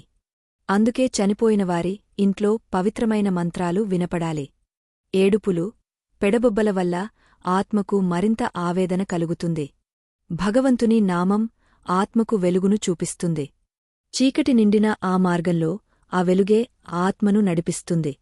మన ధర్మశాస్త్రాలు చెబుతున్న ప్రకారం 11వ రోజున వృషభోత్సర్జనం అనే ప్రక్రియ చేస్తారు. అంటే ఒక ఆవును, ఎద్దును పూజించి దానం చేయడం. ఈ క్రియ వల్ల ఆత్మకు నరకలోక బాధల నుండి విముక్తి లభిస్తుందని నమ్ముతారు. సనాతన ధర్మంలో గోవుకు ఉన్న ప్రాముఖ్యత అటువంటిదే. ఆవు శరీరంపై ఉండే ప్రతి రోమము ఒక దేవతకు నిలయం. అటువంటి గోవును దానం చేయడం వల్ల కలిగే పుణ్యం ఆత్మను వైతరిణీ నది నుండి సునాయాసంగా దాటిస్తుంది. ఈ విషయాలను గ్రహించినవాడు తన జీవితకాలంలో గో సంరక్షణకు ప్రాముఖ్యత ఇస్తాడు. ఆత్మ తన ప్రయాణంలో ఎదుర్కొనే ప్రతిఘట్టం మనకు ఒక హెచ్చరిక. మరణం తర్వాత మనం ఒంటరివాళ్లం కాకూడదు అంటే ఈ లోకంలో ఉన్నప్పుడే ధర్మమార్గంలో నడవాలి. ఆ 12 రోజుల ప్రయాణం మన కర్మల ప్రతిబింబం. మనం ఏది విత్తుతామో అదే కోస్తాం. ఈ సత్యం ఆత్మకు ఆ 12 రోజుల్లో ప్రతిక్షణం గుర్తుకు వస్తుంది. 12వ రోజున జరిగే సపిండీకరణం అత్యంత అద్భుతమైన ఘట్టం. ఆ ఘట్టం ద్వారా ఆత్మ తన పితృదేవతలతో ఎలా కలుస్తుంది? ఆ బంధం ఎలా ఏర్పడుతుంది? ఇవన్నీ వింటుంటే ఆశ్చర్యం కలుగుతుంది. కాలం తన పని తాను చేసుకుపోతుంది. ఆత్మ తన గమ్యం వైపు అడుగులు వేస్తుంది. యమలోక మార్గంలో ఎదురయ్యే తదుపరి వింతలు, విశేషాలు మరింత లోతైనవి. ఆ ప్రయాణంలో ఆత్మ చూసే దృశ్యాలు, చిత్రగుప్తుడి లెక్కలు, యమధర్మరాజు తీర్పు అన్నీ మన జీవితానికి దిశానిర్దేశం చేసే పాక్యాలే. మృత్యువు అంటే భయం కాదు, అది ఒక కొత్త లోకానికి స్వాగతం. ఆ లోకంలో మనం గౌరవంగా నిలబడాలి అంటే ఈ లోకంలో మనం చేసే పనులే పునాది. ఈ ప్రయాణం ఇంకా ముగియలేదు. ఆత్మ తన అసలైన గమ్యానికి చేరుకునే వరకు సాగే ఈ ఉత్కంఠభరితమైన గాథను అలాగే కొనసాగిద్దాం. మరణం అనేది ఒక నిశ్శబ్ద ప్రయాణం. ఈ అనంత విశ్వంలో జీవుడు తన ఉనికిని చాటుకోవడానికి చేసే పోరాటం ఒక ఎత్తు అయితే, శరీరాన్ని విడిచిన తర్వాత సాగించే యాత్ర మరొక ఎత్తు. మృత్యువు కోగిలిలో చిక్కుకున్న జీవుడికి బంధాలు, అనుబంధాలు అన్నీ భారంగానే అనిపిస్తాయి. ఈ పరమ సత్యాలను తెలుసుకోవడానికి సామాన్యమైన మనస్సు సరిపోదు. ప్రాపంచిక సుఖాలమీద విపరీతమైన భ్రాంతి ఉన్నవారు, కఠినమైన వాస్తవాలను చూసి భయపడేవారు ఆధ్యాత్మిక ప్రయాణాన్ని ఇక్కడితో ఆపివేయడం మంచిదే. ఎందుకంటే మనమిప్పుడు తెలుసుకోబోయే విషయాలు ఆత్మ యొక్క ఆకలిని, అది అనుభవించే ఒంటరితనాన్ని మరియు పితృలోక ప్రవేశానికి ముందు జరిగే సంక్లిష్ట ప్రక్రియలను అత్యంత గంభీరంగా వివరిస్తాయి. ఈ రహస్యాలు విన్నప్పుడు మన కంటికి కనిపించే ఈ జగత్తు ఎంత అశాశ్వతమో అర్థమవుతుంది. గరుడ పురాణం ప్రకారం 12వ రోజుకు చేరుకునే ముందు ఆత్మ 11వ రోజున ఒక వింతైన స్థితిలో ఉంటుంది. ఈ రోజున చేసే ఏకోద్దిష్ట శ్రాద్ధం ఆత్మకు ప్రేతత్వం నుండి విముక్తి కలిగించడానికి చేసే ఒక గొప్ప ప్రయత్నం. అప్పటివరకు ఆత్మను ప్రేతము అని పిలుస్తారు. అంటే ఇంకా స్థిరత్వం లభించని, ఆకలి దప్పికలతో అలమటించే ఒక సూక్ష్మరూపం. 11వ రోజున బ్రాహ్మణులకు పెట్టే భోజనం, ఇచ్చే దానాలు ఆత్మకు ఒక రకమైన సంతృప్తిని ఇస్తాయి. ఆ సమయంలో ఆత్మ తన ఇంటి మధ్యలో నిలబడి తన పేరుమీద జరుగుతున్న ప్రతి పనిని గమనిస్తూ ఉంటుంది. తన సంతానం తనను ఎంత గౌరవిస్తున్నారో, తన మోక్షం కోసం ఎంత శ్రద్ధ చూపిస్తున్నారో చూసి ఆత్మ పొంగిపోతుంది లేదా కుంగపోతుంది. ఈ సమయంలోనే ఆత్మకు 16 రకాల శ్రాద్ధాలు నిర్వహిస్తారు. ఈ 16 శ్రాద్ధాలు ఆత్మకు యమలోక మార్గంలో వచ్చే వివిధ అడ్డంకులను దాటడానికి కావలసిన శక్తిని అందిస్తాయి. ఆ దారిలో ఉండే భయంకరమైన అడవులు, ఎడారులు, రక్తపు నదులు దాటాలంటే ఈ పుణ్యఫలం ఎంతో అవసరం. యమదూతలు ఆత్మను నిరంతరం గద్దిస్తూ ముందుకు తోస్తుంటారు. ఓరీ మందభాగ్యుడా! నీవు భూలోకంలో ఉన్నప్పుడు దానధర్మాలు చేయలేదు, ఇప్పుడు ఆకలితో మాడుతున్నావు చూడు అని వారు ఎగతాళి చేస్తుంటే ఆత్మ పడే వేదన వర్ణనాతీతం. ఆ సమయంలో మనం చేసే ప్రతిదానం ఆత్మకు ఒక చల్లని నీడలా, ఒక మధురమైన ఫలంలా అందుతుంది. 11వ రోజు రాత్రి ఆత్మకు ఒక అద్భుతమైన మార్పు సంభవిస్తుంది. అప్పటివరకు ఉన్న అపవిత్రత క్రమంగా తొలగిపోతుంది. మరుసటి రోజు జరిగే సపిండీకరణం కోసం ఆత్మ సిద్ధమవుతుంది. సపిండీకరణం అంటే ఆత్మను తన పూర్వీకులతో కలపడం. అంటే తన తండ్రి, తాత, ముత్తాతలతో ఆత్మకు ఉన్న అనుబంధాన్ని పునరుద్ధరించడం. ఈ ప్రక్రియ జరగనంతవరకు ఆత్మ పితృలోకంలోకి ప్రవేశించలేదు. అది కేవలం అంతరిక్షంలో తిరుగుతూ ఉండే ఒక ప్రేతము మాత్రమే. అందుకే మన ధర్మశాస్త్రాలు 12 రోజుల కర్మలను ఎంతో నిష్ఠగా నిర్వహించాలని చెబుతాయి. ఆ 12 రోజులు ఆ కుటుంబం పడే వేదన, చేసే ప్రార్థనలు ఆత్మకు పరలోకంలో ఒక పాస్పోర్టు వంటివి. ఆత్మ తన ప్రయాణంలో ఎదుర్కొనే అతిపెద్ద సవాలు ఏమిటంటే తన సంసార బంధాన్ని పూర్తిగా తెంచుకోవడం. 12వ రోజు వచ్చేసరికి ఆత్మకు భూమిపై తన ఇల్లు, తన భార్య, తన బిడ్డలమీద ఉన్న మమకారం పూర్తిగా తగ్గపోవాలి. లేదంటే ఆత్మ యమలోకానికి వెళ్లడానికి నిరాకరిస్తుంది. ఆ సమయంలో యమదూతలు పాశాలను వేసి ఆత్మను బంధించి లాక్కుని వెళతారు. అది మరింత నరకప్రాయంగా ఉంటుంది. అందుకే ఆ 12 రోజులు ఇంట్లో చేసే ఆధ్యాత్మిక ప్రసంగాలు, పురాణ పఠనాలు ఆత్మకు వైరాగ్యాన్ని ప్రసాదిస్తాయి. ఈ ప్రపంచంలో ఎవరు నీవారు కారు, నీ కర్మలే నీ వెంట వస్తాయి అనే పరమసత్యం ఆత్మకు అప్పుడు బోధపడుతుంది. 12వ రోజు ఉదయం ఆత్మకు ఒక కొత్త ఆశ కలుగుతుంది. తన పితృ దేవతల దగ్గరకు వెళ్లబోతున్నాననే ఆలోచన ఆత్మకు కొంత ఉపశమనాన్ని ఇస్తుంది. ఆ రోజున చేసే పిండ ప్రదానంలో ఒక పెద్ద పిండాన్ని 3 చిన్న పిండాలతో కలుపుతారు. ఇది కేవలం అన్నపు ముద్దల కలయిక కాదు, అది ఆత్మల సమ్మేళనం. ఆ పెద్ద పిండం మరణించిన వ్యక్తికి ప్రతీక అయితే, ఆ 3 చిన్న పిండాలు తండ్రి, తాత, ముత్తాతలకు ప్రతీకలు. వాటిని కలిపినప్పుడు ఆత్మకు పితృలోకంలో శాశ్వతమైన స్థానం లభిస్తుంది. ఈ ప్రక్రియ జరుగుతున్నప్పుడు ఆకాశం నుండి పితృ దేవతలు దిగివచ్చి ఈ కొత్త ఆత్మను ఆహ్వానిస్తారని పురాణాలు చెబుతున్నాయి. ఈ ప్రయాణంలో ఆత్మకు తోడుగా ఉండేది కేవలం భగవన్నామం మాత్రమే. మనం బ్రతికున్నప్పుడు ఎన్ని కోట్లు సంపాదించినా ఆ చివరి ప్రయాణంలో అవి మనకు నీళ్లు కూడా ఇవ్వలేవు. కేవలం మనం చేసిన సత్యకార్యాలు, ధర్మబద్ధమైన జీవితం మాత్రమే మనల్ని కాపాడతాయి. యమలోక మార్గంలో ఉండే అసిపత్రవనం అనే భయంకరమైన అడవిని దాటాలంటే మనిషి భూమిపై ఉన్నప్పుడు చేసిన వృక్షదానం లేదా అన్నదానం రక్షిస్తుంది. అక్కడ ఉండే చెట్ల ఆకులు కత్తుల్లా పదునుగా ఉంటాయి, అవి పాపాత్ముల శరీరాన్ని చీల్చి చెండాడతాయి. కాని పుణ్యాత్ములకు మాత్రం అవే ఆకులు చల్లని నీడను ఇస్తాయి. చనిపోయిన 12 రోజులపాటు ఆ ఇంట్లో ఉప్పు, కారం వంటి పదార్థాలను తగ్గించి తింటారు. ఇది కేవలం నియమం కాదు, ఆత్మ పట్ల చూపే గౌరవం. ఆ సమయంలో మనం చూపే సంయమనం, భక్తి ఆత్మకు ప్రశాంతతను చేకూరుస్తాయి. ఆ 12 రోజులు ఆత్మ అనుభవించే స్థితిగతులు చూస్తే మానవ జన్మ ఎంత విలువైనదో అర్థమవుతుంది. ప్రతిక్షణం మనం చేసే పని మన భవిష్యత్తును ఎలా నిర్ణయిస్తుందో గరుడ పురాణం మనకు హెచ్చరికలు జారీ చేస్తుంది. మృత్యువు తర్వాత ఎదురయ్యే ఆ చీకటి మార్గంలో మనం వెలుగును వెతుక్కోవాలి అంటే ఇప్పుడే మన జీవితాన్ని దిద్దుకోవాలి. ఆత్మ తన 11వ రోజు ప్రయాణాన్ని ముగించుకుని 12వ రోజు మహత్తర భట్టానికి చేరుకుంటుంది. ఆ రోజున జరిగే సపిండీకరణం తర్వాత ఆత్మ ఇక ఈ భూలోకంతో సంబంధం లేనిదిగా మారుతుంది. అది పితృలోక నివాసి అవుతుంది. అయితే ఆ పితృలోకానికి వెళ్లే దారిలో కూడా ఇంకా ఎన్నో విశేషాలు ఉన్నాయి. వైతరిణీ నది తీరంలో ఆత్మ ఎదుర్కొనే ఆఖరి సవాలు ఏమిటి? అక్కడ ఉండే యమధర్మరాజు దూతలు ఆత్మకు ఏ సూచనలు ఇస్తారు? చిత్రగుప్తుడి కార్యాలయంలో ఆత్మకు సంబంధించిన చిట్టా ఎలా విప్పబడుతుంది? ఇవన్నీ ఒక అద్భుతమైన మలుపుతో కూడిన కథాంశాలు. ఈ ఆధ్యాత్మిక ప్రయాణం మనల్ని ఒక కొత్త లోకంలోకి తీసుకువెళుతుంది. అక్కడ పాపపుణ్యాల లెక్కలు తప్పవు, సిఫార్సులు ఉండవు. కేవలం సత్యం మాత్రమే రాజ్యమేలుతుంది. ఆ సత్యం ముందు ఆత్మ తలవంచుకుని నిలబడాలి. ఆ ఘడియల కోసం మనం ఇప్పుడే సిద్ధమవ్వాలి. గరుడ పురాణం అందించే ఈ దివ్యజ్ఞానం మన కళ్లను తెరిపిస్తుంది. జీవితం పట్ల ఉన్న అనవసరమైన భ్రమలను తొలగిస్తుంది. ఆత్మ తన గమ్యాన్ని చేరుకోవడానికి చేసే ఈ ఆఖరి ప్రయత్నం మనందరికీ ఒక పాణ్యం. ఆ ప్రయాణంలో ఇంకా ఎదురయ్యే ఉత్కంఠభరితమైన అంశాలను మనం నిశితంగా గమనిద్దాం. మృత్యువు అనేది దేహానికి మాత్రమే సంభవించే ఒక పరిణామం కాని ఆత్మకు అది ఒక కొత్త ప్రయాణానికి నాంది. ఈ అనంతమైన విశ్వంలో మనం ఒక అద్దె ఇంట్లో ఉన్నట్లే ఈ దేహంలో నివసిస్తాము. కాలం ముగియగానే ఆ ఇంటిని ఖాళీ చేసి వెళ్ళక తప్పదు.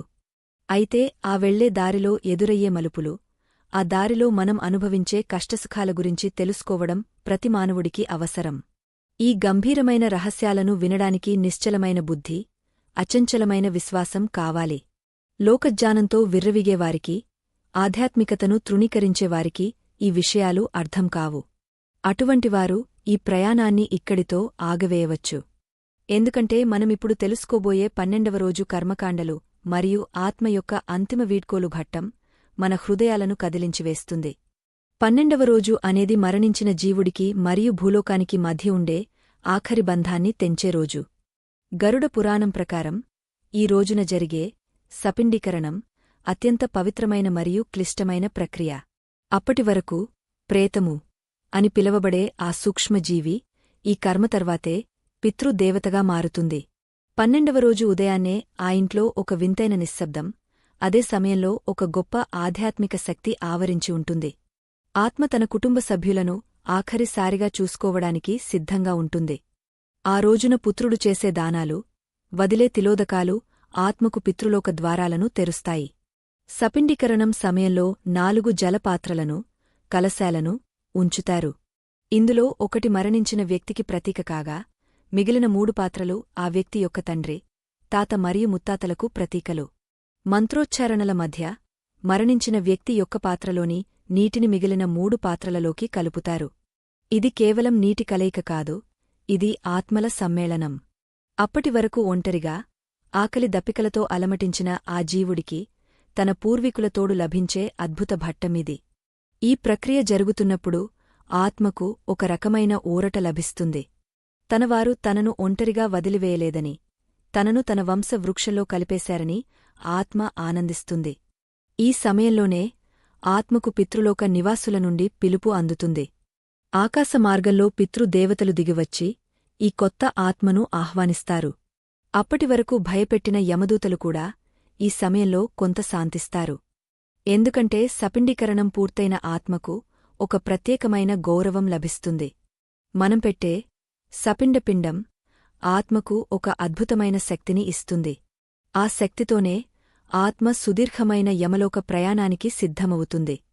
ఈ 12 రోజులు ఆత్మ పడిన వేదన అంతా ఈ ఒక్క కర్మతో కొంత ఉపశమిస్తుంది.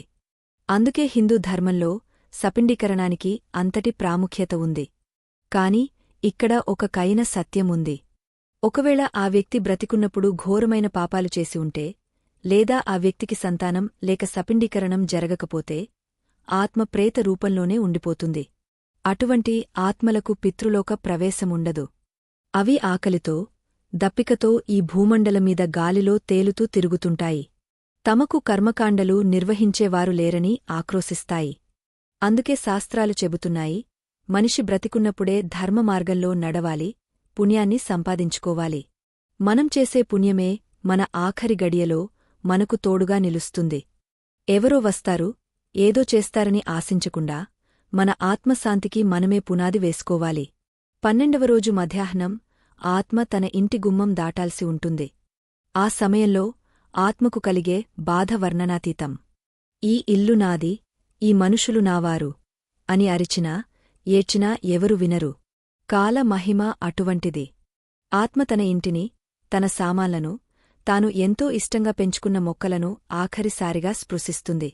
ఆ సమయంలో ఇంట్లో గరుడ పురాణ పారాయణం జరుగుతుంటే ఆ మాటలు ఆత్మకు అమృతంలా అనిపిస్తాయి.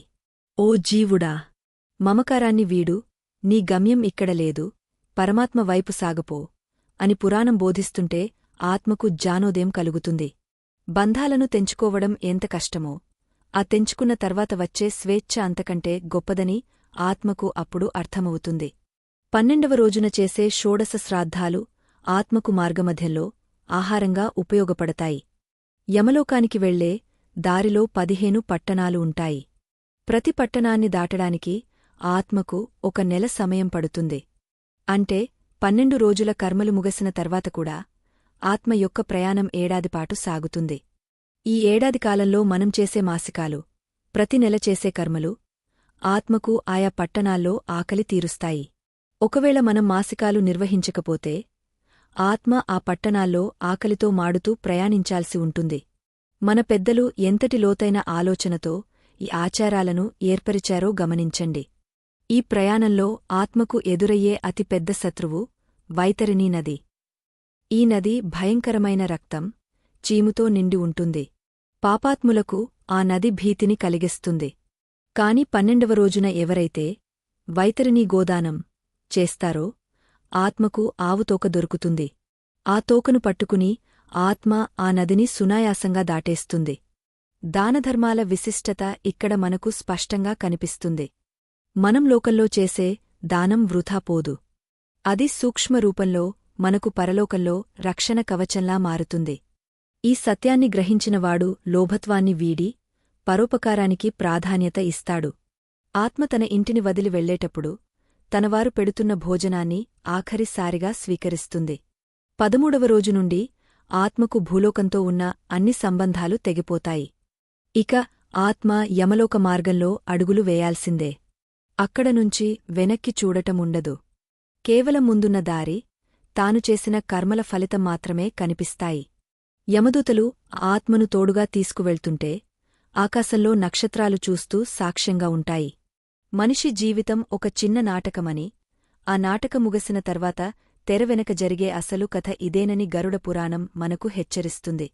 మరణం తర్వాత ఆ 12 రోజులు ఆత్మ అనుభవించే ఈ స్థితులు మనల్ని ఆలోచింపజేస్తాయి.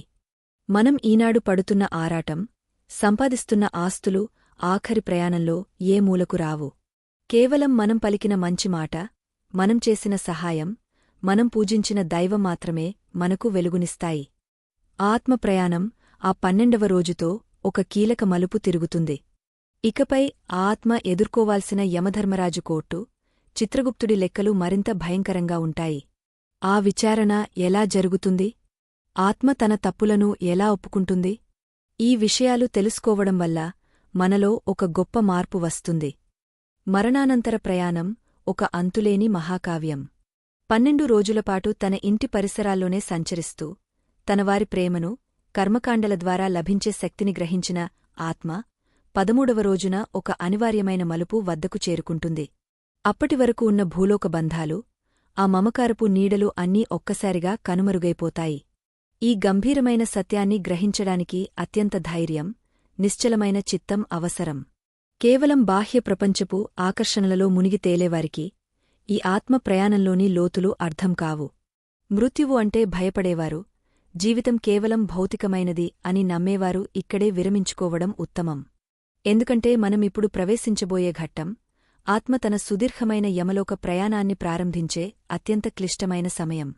12వ రోజున సపిండీకరణం ముగిసిన తర్వాత ఆత్మకు తన పితృ దేవతలతోడు లభిస్తుంది. కాని యమలోకానికి చేరుకోవడానికి ఇంకా చాలా దూరం ప్రయాణించాల్సి ఉంటుంది. గరుడ పురాణం ప్రకారం యమలోకం భూలోకానికి సుమారు 86,000 యోజనాల దూరంలో ఉంటుంది. ఈ దూరాన్ని ఆత్మ ఒక్క ఏడాది కాలంలో నడచి పూర్తి చేయాలి. 13వ రోజున యమదూతలు ఆత్మను బంధించి దక్షిణ దిశగా తమ ప్రయాణాన్ని మొదలుపెడతారు. అప్పుడు ఆ ఆత్మ తన ఇంటిని, తన వారిని ఆఖరిసారిగా చూసుకుని ధోరున విలపిస్తూ ముందుకు సాగుతుంది.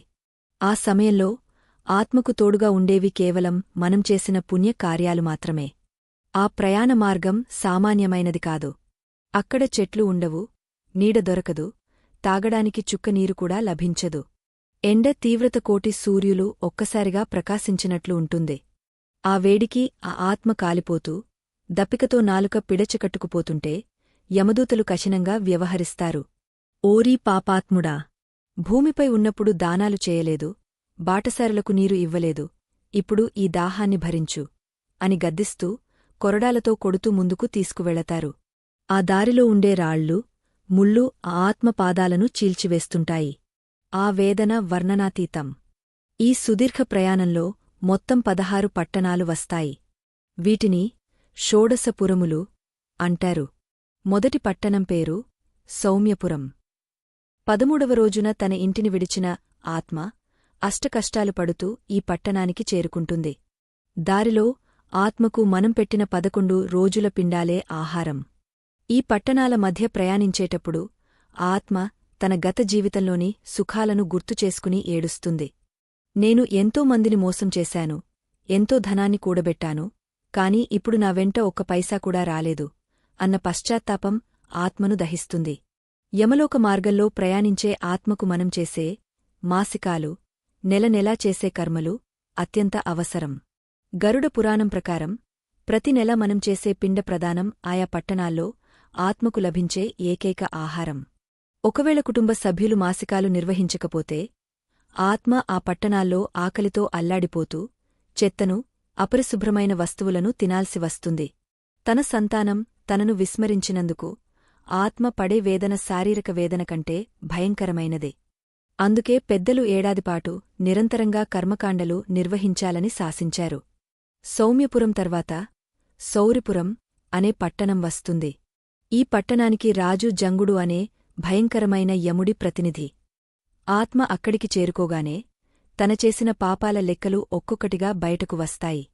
ఆ మార్గంలో ఆత్మ చూసే దృశ్యాలు భయంకరంగా ఉంటాయి. ఎక్కడ చూసినా కాకులు, గద్దలు, పాములు ఆ జీవుడిని వేధించడానికి సిద్ధంగా ఉంటాయి. పుణ్యం చేసిన వారికి మాత్రం ఈ పట్టణాలు కొంత ప్రశాంతంగా కనిపిస్తాయి.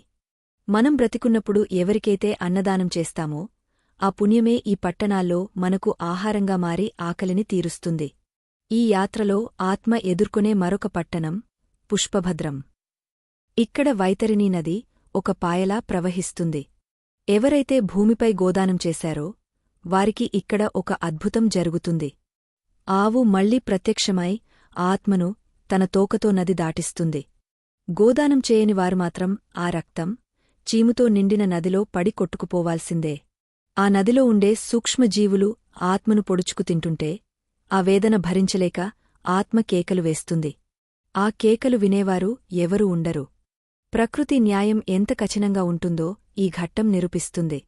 ప్రయాణం సాగుతున్న కొద్దీ ఆత్మకు తన శారీరక స్పృహ పూర్తిగా పోయి కేవలం తాను చేసిన కర్మల స్పృహ మాత్రమే మిగులుతుంది. తన బంధువుల మీద ఉన్న ఆశ కూడా క్రమంగా నశిస్తుంది. ఎందుకంటే ఆకలి, దప్పిక, నొప్పి అనేవి ఆత్మను నిరంతరం వెంటాడుతుంటాయి. యమదూతలు ఆత్మను ఒక్క క్షణం కూడా విశ్రమించనివ్వరు. కాలం మించిపోతోంది, నీ పాప ఫలితాన్ని అనుభవించే సమయం దగ్గరపడింది, త్వరగా నడువు అని గద్దిస్తుంటారు. ఆ చీకటి మార్గంలో ఆత్మకు దిక్కుతోచదు.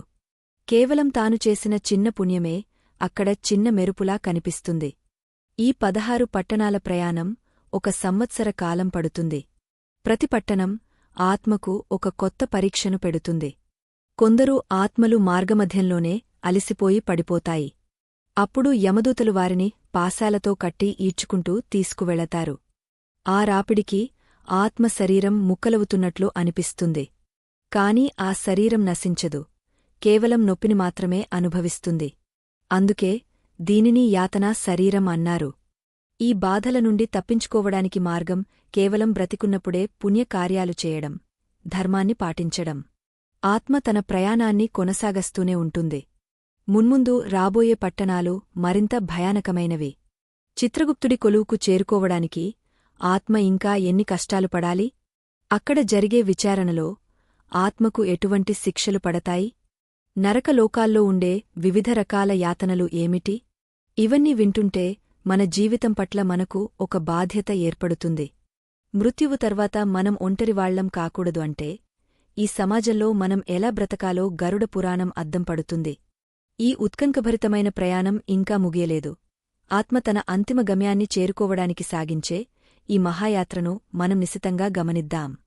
జీవితమనే నాటకరంగంమీద మనం వేసే వేషాలు ఎన్నో, పలికే మాటలు ఎన్నెన్నో. కాని ఈ తెర పడిపోయిన తర్వాత ఒంటరిగా సాగించే ఆ అంధకార యాత్రలో మనకు తోడుగా వచ్చేది కేవలం మన అంతరాత్మ మాత్రమే. మృత్యువు అనంతమైన సత్యం, అది ఎవరినీ ఉపేక్షించదు. ఈ పరమ రహస్యాలను వినడం అంటే మన గత జన్మల పుణ్యఫలమే. అయితే బలహీనమైన మనస్సు ఉన్నవారు, మృత్యువు పేరు వింటేనే భయపడేవారు, ఆధ్యాత్మిక మార్గంలో నడవడానికి సిద్ధంగా లేనివారు ఇక్కడే నిలిపివేయవచ్చు.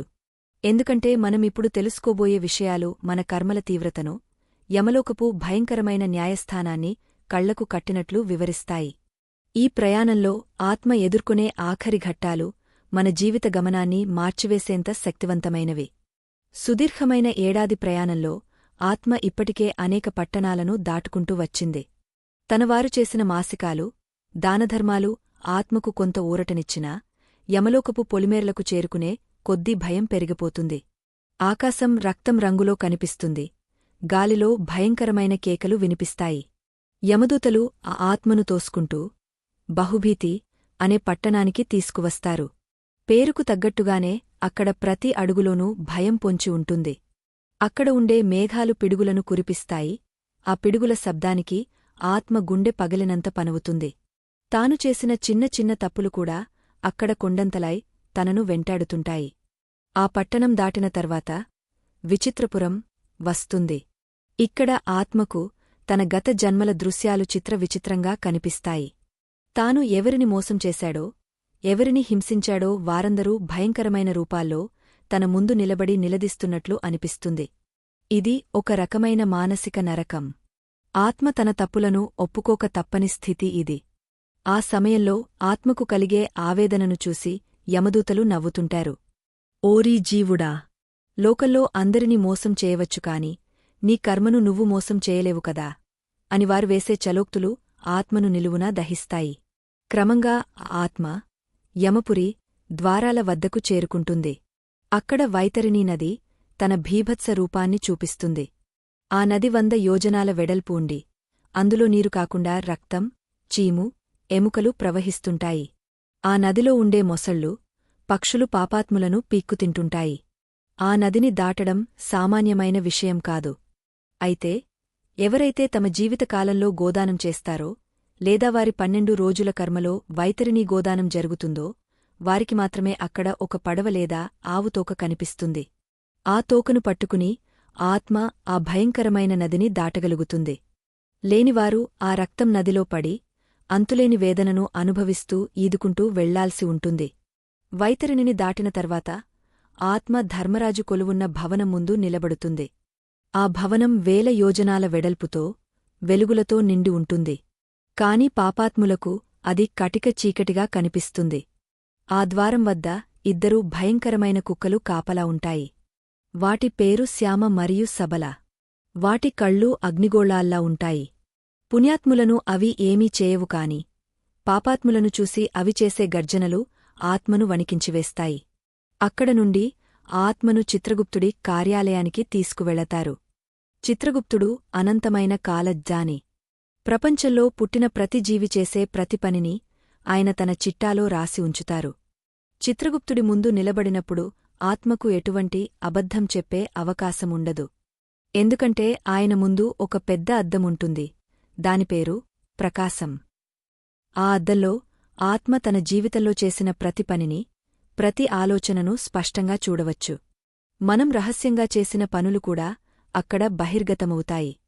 నేను ఎవరికీ తెలియకుండా ఈ పని చేశాను కదా అని మనమనుకుంటాం, కాని పరమాత్మ సాక్షిగా ప్రకృతి ప్రతిదీ రికార్డు చేస్తుంది.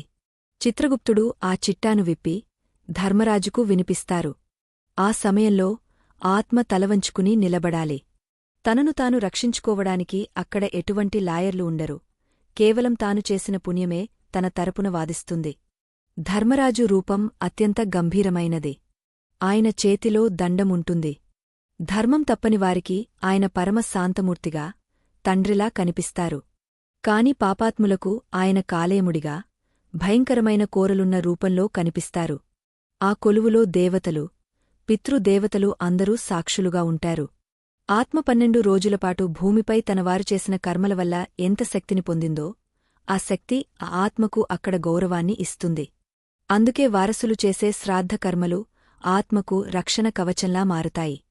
ఒకవేళ ఆ కర్మలు జరగకపోతే ఆత్మ దిక్కులేని పక్షిలా అక్కడ నిలబడాల్సి ఉంటుంది.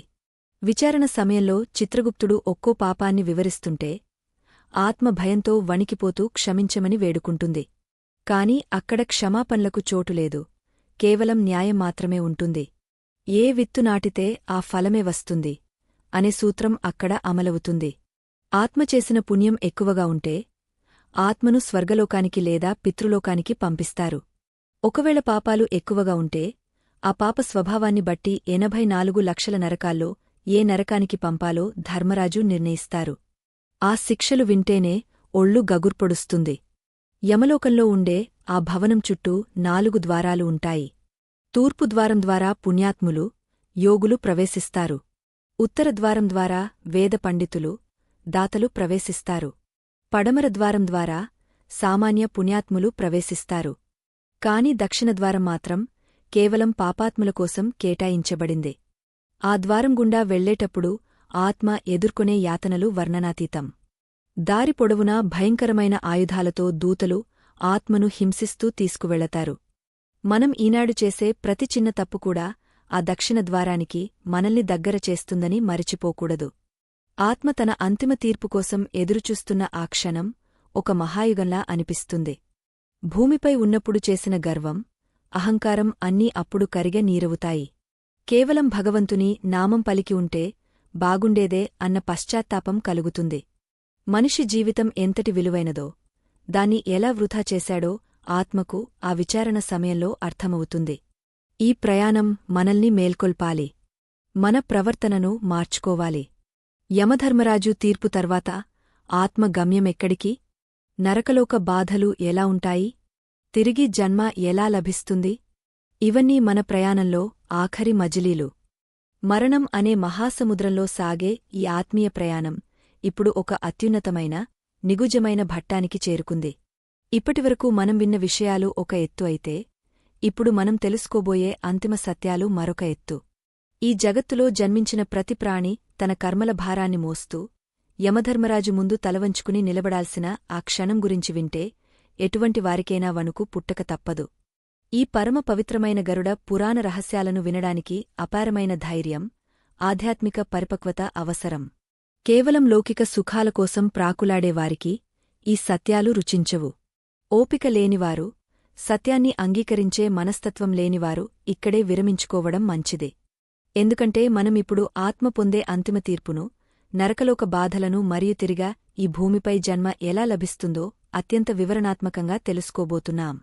చిత్రగుప్తుడు ఆత్మ చేసిన ప్రతి పుణ్యాన్ని, ప్రతి పాపాన్ని లెక్కకట్టి ధర్మరాజుకు విన్నవించిన తర్వాత ఆ జీవుడి భవిష్యత్తు నిర్ణయించబడుతుంది. అక్కడ సిఫార్సులు ఉండవు, లంచాలకు తావుండదు. కేవలం సత్యం మాత్రమే సాక్ష్యంగా నిలుస్తుంది. పుణ్యాత్ములైన ఆత్మలు తమ పితృదేవతలతో కలిసి సుఖంగా పితృలోకానికి లేదా స్వర్గలోకానికి వెళతాయి. కాని పాపాత్ములైన వారు మాత్రం భయంకరమైన నరకాల్లోకి నెట్టబడతారు. గరుడ పురాణం ప్రకారం మొత్తం 84 లక్షల నరకాలు ఉన్నాయి. అందులో 28 నరకాలు అత్యంత భయంకరమైనవి. రౌరవము, కుంభీపాకము, అసిపత్రవనము వంటి పేర్లు వింటేనే గుండె ఆగపోయినంత పని అవుతుంది. ఒక్కో పాపానికి ఒక్కో రకమైన శిక్ష ఉంటుంది. ఉదాహరణకు, పరస్త్రీని వ్యామోహించిన వారికి, ఇతరుల ఆస్తిని అపహరించిన వారికి రౌరవ నరకంలో శిక్షలు విధిస్తారు. అక్కడ యమదూతలు ఆ జీవుడిని వేడిచేసిన ఇనుప స్తంభాలకు కట్టివేస్తారు. దొంగతనం చేసిన వారిని, అబద్ధాలు చెప్పి ఇతరులను మోసం చేసిన వారిని కుంభీపాక నరకంలో మరుగుతున్న నూనెలో వేసి వేయిస్తారు. ఇవన్నీ వినడానికి భయానకంగా ఉన్నా ఇవి మనం చేసిన కర్మలకు ప్రకృతి ఇచ్చే ప్రతిఫలాలు మాత్రమే. మనం ఈ లోకంలో ఇతరులకు చేసే ప్రతి అన్యాయం అక్కడ మనకు ఒక పెద్ద శిక్షగా మారి ఎదురుచూస్తుంటుంది. మనిషి తన దేహంపై ఉన్న మోహంతో చేసే తప్పులు ఆత్మకు ఎంతటి వేదనను మిగిలిస్తాయో ఈ ఘట్టాలు మనకు హెచ్చరిస్తాయి. నరకలోకాల్లో శిక్షలు అనుభవించిన తర్వాత ఆత్మ తన పాపాలను కడుక్కుంటుంది. ఆ తర్వాత మళ్లీ ఈ భూలోకానికి రావాల్సిన సమయం ఆసన్నమవుతుంది. ఆత్మ తన కర్మల శేషాన్ని బట్టి వివిధ రకాల జన్మలు ఎత్తుతుంది. గరుడ పురాణం ప్రకారం ఆత్మ మొదట స్థావర జన్మలు అంటే చెట్లు, మొక్కలుగా పుడుతుంది. ఆ తర్వాత క్రిమికీటకాలుగా, పక్షులుగా, జంతువులుగా జన్మిస్తుంది. చివరకు లక్షలాది జన్మల తర్వాత అత్యంత పవిత్రమైన మానవ జన్మ లభిస్తుంది. ఈ మానవ జన్మ అనేది ఒక గొప్ప అవకాశం. భగవంతుడిని చేరుకోవడానికి, మోక్షం పొందడానికి ఉన్న ఏకైక మార్గం ఇదే. కాని దురదృష్టవశాత్తు మానవుడు ఈ విషయాన్ని మరిచిపోయి మళ్లీ పాపాల్లో మునిగిపోతుంటాడు. ఆత్మ మళ్లీ గర్భంలోకి ప్రవేశించే ప్రక్రియ కూడా అత్యంత విచిత్రంగా ఉంటుంది. యమలోకంలో శిక్షలు ముగసిన తర్వాత ఆత్మవాయు రూపంలో ఆకాశంలోకి చేరుకుంటుంది. అక్కడి నుండి మేఘాల ద్వారా వర్షం రూపంలో భూమికి చేరుతుంది. ఆ నీటి ద్వారా భూమిలోని ధాన్యంలోకి ప్రవేశిస్తుంది. ఆ ధాన్యాన్ని తిన్న పురుషుడి శరీరంలో రేతస్సుగా మారి చివరకు స్త్రీ గర్భంలోకి చేరుతుంది. 9 నెలలపాటు ఆ చీకటి గదిలో ఆత్మ పడే వేదన వర్ణనాతీతం. ఆ సమయంలో ఆత్మకు తన గత జన్మల గుర్తులు అన్నీ కనిపిస్తాయి. ఓ పరమాత్మా! నన్ను ఈ నరకం నుండి బయటపడేయి, ఈసారి నేను ఖచ్చితంగా ధర్మమార్గంలో నడుస్తాను అని ఆ శిశువు ప్రార్థిస్తుంది. కాని భూమిపై పడగానే ఆ మాయ కమ్మేసి ఆత్మ అంతా మరిచిపోతుంది. 12 రోజుల కర్మకాండల వెనుక ఉన్న అసలు ఉద్దేశ్యం ఇక్కడే మనకు అర్థమవుతుంది. ఆ 12 రోజులు మనం చేసే ప్రార్థనలు, దానాలు ఆ ఆత్మకు పితృలోక ప్రయాణంలో శక్తినివ్వడమే కాకుండా తదుపరి జన్మలో ఆత్మకు మంచి గమ్యం లభించేలా చేస్తాయి. తల్లిదండ్రులకు, పూర్వీకులకు చేసే శ్రాద్ధం అనేది కేవలం ఒక ఆచారం కాదు, అది ఒక గొప్ప బాధ్యత. మనం ఇచ్చే తిలోదకాలు ఆత్మకు శాంతిని కలిగిస్తాయి.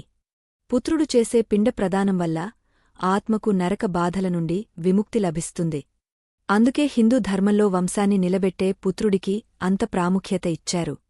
జీవితం అనేది ఒక చిన్న ప్రయాణం. మనం సంపాదించిన ఆస్తులు, హోదాలు అన్నీ ఈ భూమిపైనే ఉండిపోతాయి.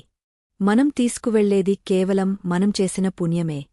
పరోపకారం, సత్యం, అహింస, దైవచింతన అనేవి మన ఆత్మకు నిజమైన ఆభరణాలు. ఎవరైతే బ్రతికున్నప్పుడే ఈ విషయాలను గ్రహించి ధర్మమార్గంలో నడుస్తారో వారికి మరణం అనేది ఒక పండుగలా మారుతుంది. వారికి యమదూతలు కనిపించరు, సాక్షాత్తు విష్ణుదూతలు వచ్చి విమానంలో వైకుంఠానికి తీసుకువెళతారు. మృత్యువు అంటే భయం లేని స్థితిని పొందడమే ఈ జ్ఞానోదయం యొక్క అంతిమ లక్ష్యం. ఈ ఆధ్యాత్మిక ప్రయాణంలో మనం ఎన్నో రహస్యాలను తెలుసుకున్నాం. మనిషి ప్రాణం పోయే క్షణం నుండి తిరిగి గర్భంలోకి ప్రవేశించే వరకు ఆత్మ సాగించే యాత్ర మనల్ని ఎంతో ఆలోచింపజేస్తుంది. ఈ జ్ఞానగంగను మీ ముందుకు తీసుకురావడానికి మేము నిరంతరం కృషి చేస్తున్నాం. సనాతన ధర్మం యొక్క గొప్పతనాన్ని ప్రపంచానికి చాటిచెప్పే ఈ ప్రయత్నంలో మీరు కూడా భాగస్వాములు కావాలని మా కోరిక. ఈ ధర్మ ప్రచారానికి మద్దతుగా మా ఛానల్ను అనుసరిస్తూ ఇతరులకు కూడా ఈ విషయాలను చేరవేయండి. మీరు అందించే ప్రతి చిరుకానుక కూడా మాకు ఎంతో బలాన్నిస్తుంది. ఇక్కడ కనిపిస్తున్న చిత్ర సంకేతం ద్వారా మీ మద్దతును అందిస్తారని ఆశిస్తున్నాం. మరణం గురించి తెలుసుకోవడం అంటే జీవితాన్ని ఎలా జీవించాలో నేర్చుకోవడమే. గరుడ పురాణం మనకు మృత్యువుపై విజయం సాధించే మార్గాన్ని చూపిస్తుంది. ఈ 12 రోజుల గాథ మన జీవితంలో ఒక గొప్ప మార్పును తీసుకురావాలి. మన తల్లిదండ్రులను, పెద్దలను గౌరవించడం, సత్యమార్గంలో నడవడం, లోకానికి మేలు చేయడం వంటి పనులతో మన జీవితాన్ని సార్థకం చేసుకోవాలి. అప్పుడే మన ఆత్మకు నిజమైన శాంతి లభిస్తుంది. ఆ పరమేశ్వరుడి అనుగ్రహం అందరిపై ఉండాలని, ప్రతి జీవి మోక్షమార్గంలో సాగాలని ప్రార్థిస్తూ ఈ మహాగాథను ఇక్కడితో ముగిస్తున్నాం. మీ జీవితం సుఖశాంతులతో నిండాలని, జ్ఞాన మార్గంలో మీరు ఉన్నత శిఖరాలను అధిరోహించాలని ఆకాంక్షిస్తున్నాం. లోకాన్హ సమస్తాన్హ సుఖినో భవంతు. సనాతన ధర్మం వర్ధిల్లాలి. స్వస్తి.